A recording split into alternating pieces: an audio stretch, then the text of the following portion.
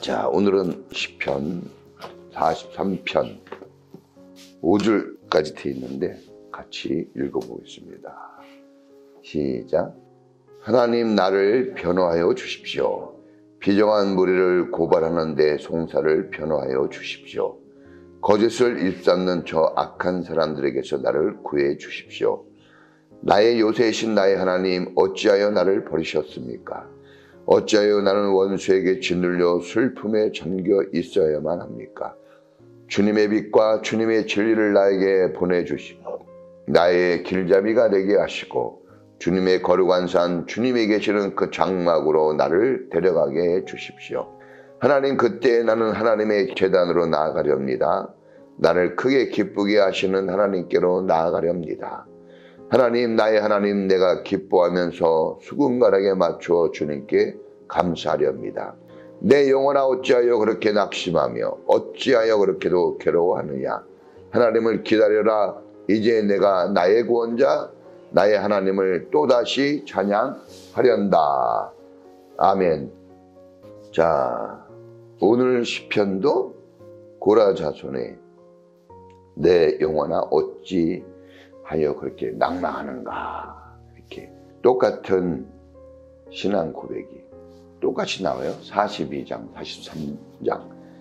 42장과 43장을 한 시편으로 보는 분도 있어요.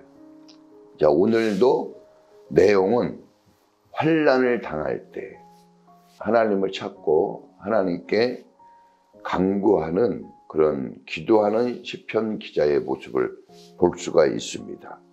저는 이제 욥기서도 꼭 읽어야 되겠지만 시편이 길기는 해도 시편을 이렇게 자세하게 묵상해 나가는 것도 대단히 큰 유익이 된다 생각됩니다. 왜냐하면 우리가 이 시편을 대해 보니까 거의 대부분 고난에 대한 시입니다. 고난.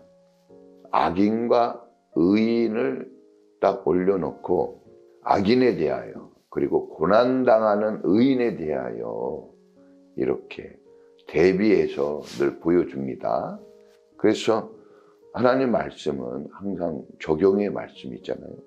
이 세상의 판도를 보면서 의인의 삶이 이런 거구나. 또 악인은 이렇게 악을 저지르구나 하는 것을 우리가 구별해서 볼 수가 있습니다. 그래야 우리가 대처하고 이겨나갈 수 있는 힘을 얻게 되는 줄 믿습니다. 자, 이 시편 기자가 시작을 하나님 이름을 부릅니다. 그러니까 하나님께 도움을 요청하는 거죠. 나를 변호하여 주십시오 그랬습니다. 참 지금도 이 변호사의 역할이 대단히 중요합니다. 이 사건, 사고들 속에서 나의 상황과 나의 마음을 대변해 주는 변호사. 자, 우리의 중보자는 누굽니까? 이 중보자라는 게 변호자라는 뜻 같이 있는 겁니다. 이 악하고 어두운 세대라 그랬습니다. 거짓이 난무하고 살기가 등등한 이 시대. 그러니까 이런 악한 자와 함께 우리가 살아가는 우리 의인의 인생들을 우리가 먼저 알아야 됩니다. 그래서 우리가 억울하게 상황과 환경에 그 억울함에 빠지는 경우가 많이 있습니다. 악한 자들이 누구인지는 잘 모르겠어요. 숨어 있기 때문에 항상. 그래서 거짓을 입수하고, 그러나 분명한 것은 거짓을 입수하고 고발하고 송사한다고 그랬어요. 자, 거짓의 아비가 누굽니까? 요한복음 8장에 보니까 거짓의 아비 곧 마귀라고 그랬습니다. 그 마귀가 가룟 유다에게 예수 팔 생각을 집어넣었다고 그랬어요. 그러면서 거짓의 아비, 이 거짓을 일삼는 자, 그리고 마귀의 주 활동이 뭐냐? 송사하는 거예요. 송사는 뭡니까? 너는 죄인이다. 너는 악한 자다. 너는 심판받을 자다.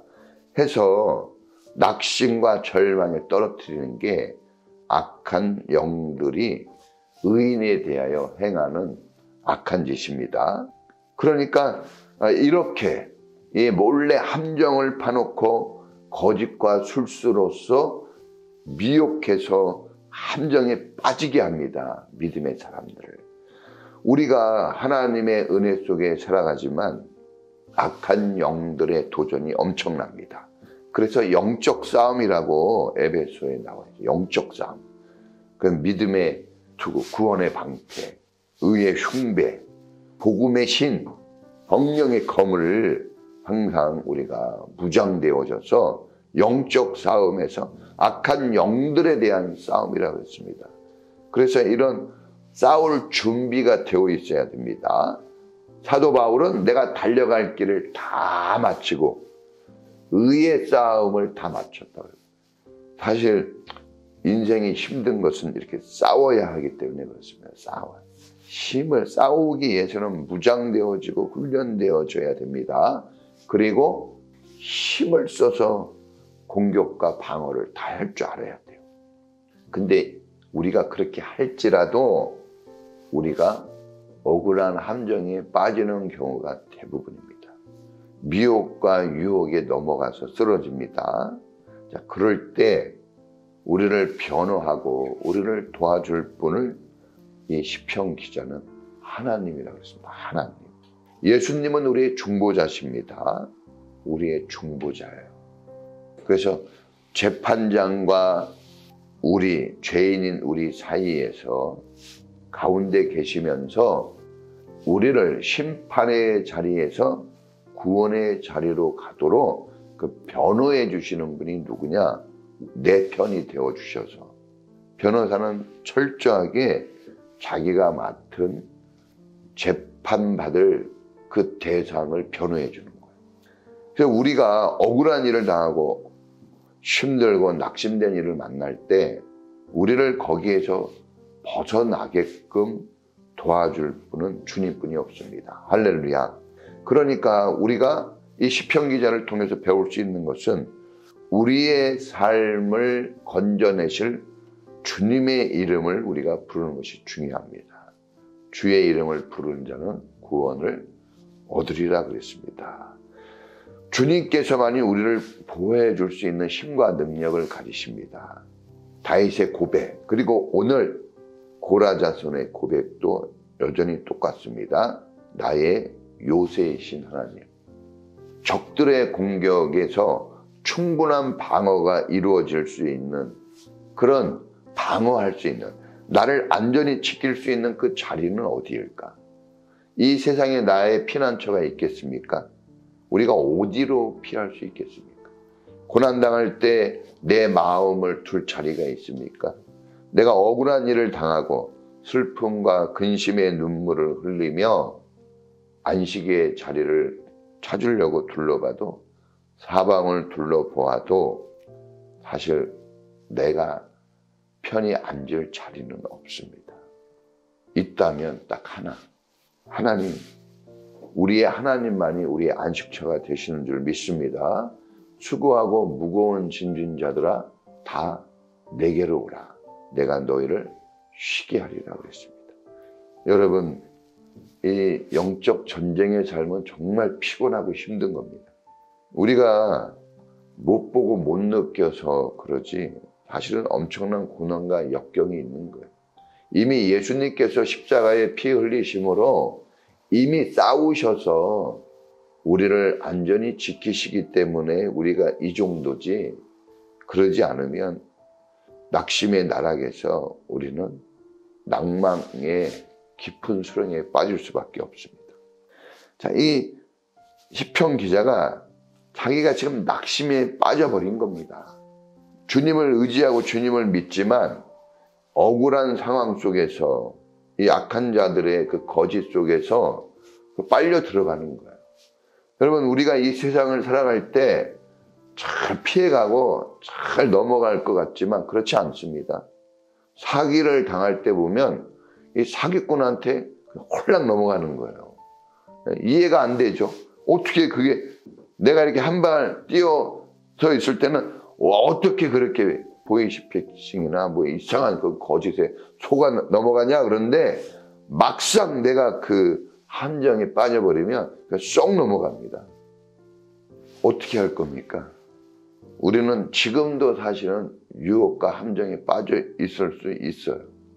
우리가 이렇게 힘들고 어렵고 마음이 불편하고 행복의 보금자리라고 하는 그런 가정에서 살아가고 사랑하는 사람들하고 살아가고 믿음의 길을 걷는다고 하지만 편하지가 않습니다.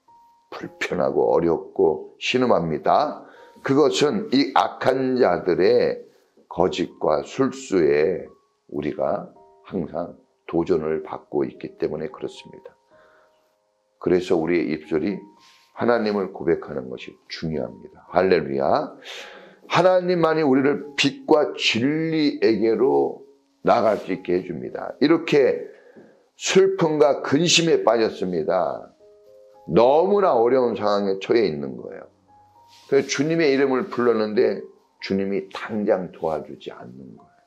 우리가 교회 다니면서 예배 드리면서 헌금 드리면서 헌신하면서 이렇게 하는데 왜 빨리빨리 우리가 원하고 바라는 그 좋은 일들이 안 일어날까? 왜? 이런 일이 일어나야 되는데 슬픔과 근심에 빠집니다. 어찌하여 하나님 나를 버렸습니까?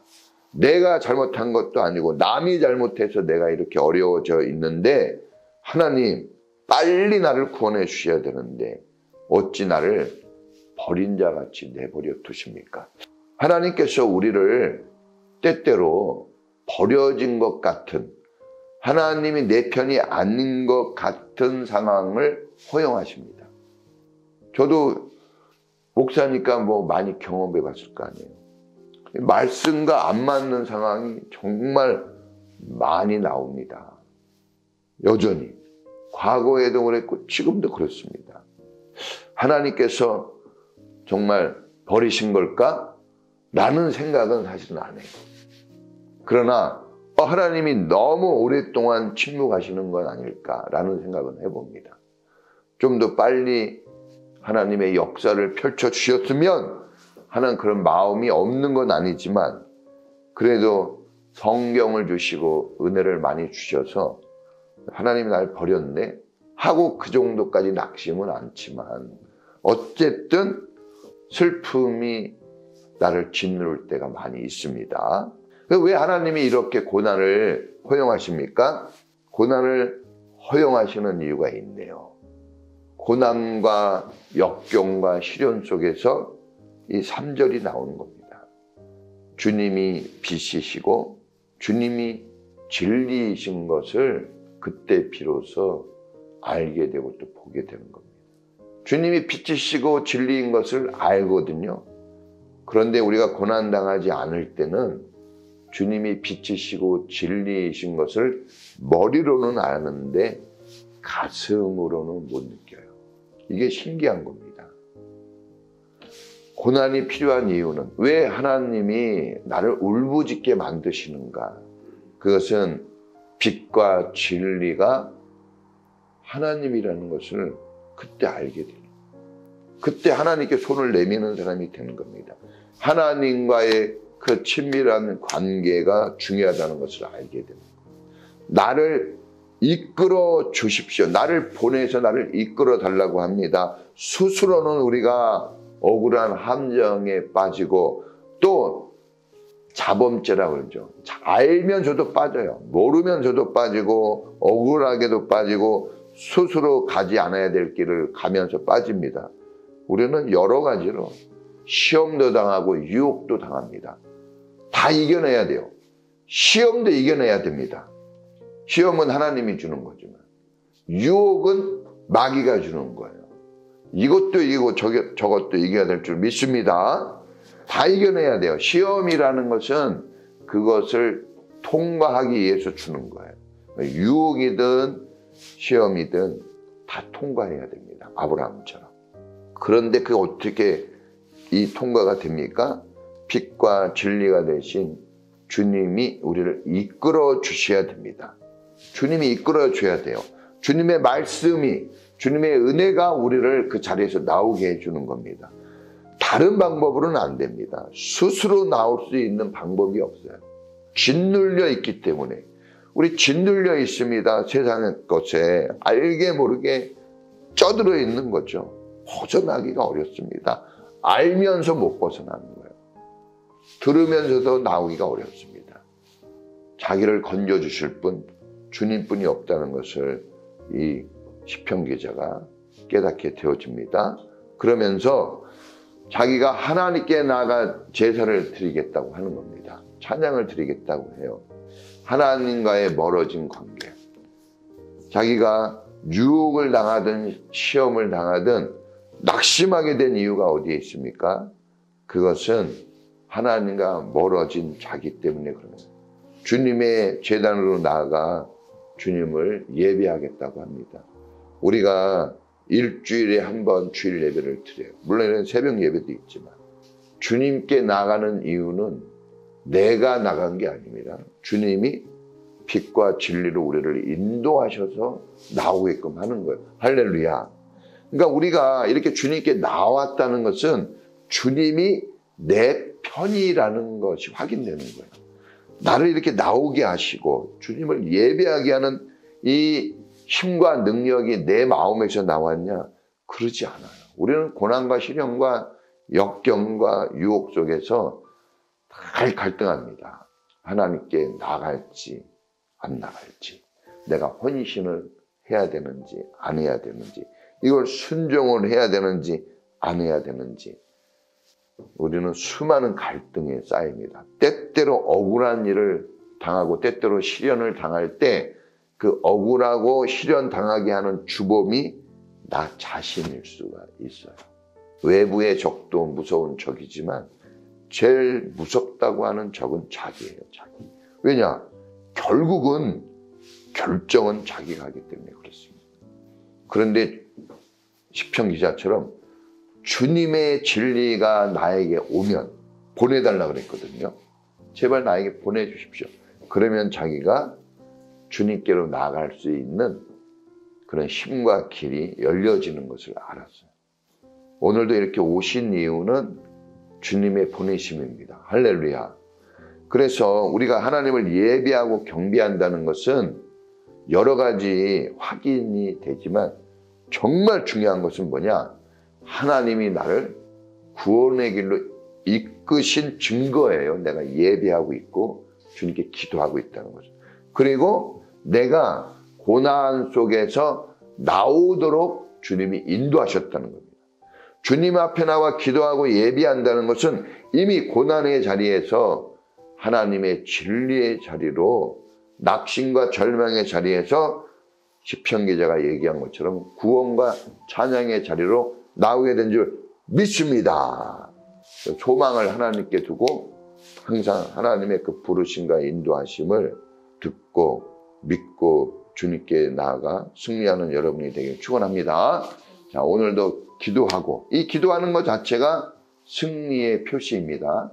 마음껏 기도하시고 여기서 주님을 찬양한다 그랬어요. 우리는 오늘 이 새벽에 주님을 기도하여 주님이 구원하신 그 은혜를 감사하며 여러분의 어려운 문제들을 기도할 수 있길 바랍니다. 오늘도 힘있게 능력 있게, 특별히 여러분 자녀를 위해 많이 기도하시고, 여러분 자녀가 음침한 사망의 골짜기에 좀 어떻게 나올 수 있을까요? 부모가 없다면 불가능합니다. 제가 볼 때. 부모님들이 기도해 줘야죠. 자, 주여 한번 부르고 기도하겠습니다. 주여!